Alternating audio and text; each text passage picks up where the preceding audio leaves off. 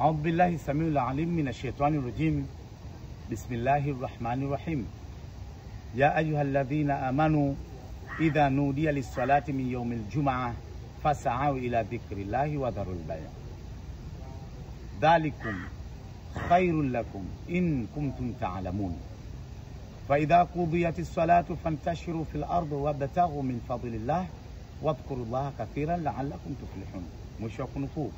Leo tutaangalia namna ambavyo Mwenyezi Mungu Azza wa Jalla anatutaka zama tunaposikia wito wa swala ya Ijumaa, pale Mwenyezi Mungu alipopata kusema katika Qur'an, ya ayyuhalladhina amanu, enyi mlioamini, idha nudiya lis-salati min yawmil jumaa, zama mkisikia wito wa swala ya Ijumaa, fas'au ila dhikrillah, nendeni kwenye utajo wa Mwenyezi Mungu, wadharul bai'a, na msitishe miamala, sitisheni biashara zenu.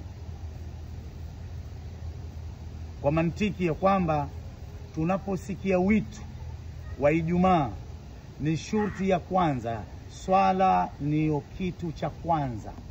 Kwenda kufuata utajo wa Mwenyezi Mungu ndio jambo kubwa tunalohimizwa. Ina maana kazi zisitishwe, biashara zisitishwe, shughuli zisitishwe. Dhalikum, kufanya hivyo kwenu, khairul lakum, ni bora kwenu, in kuntum ta'lamun.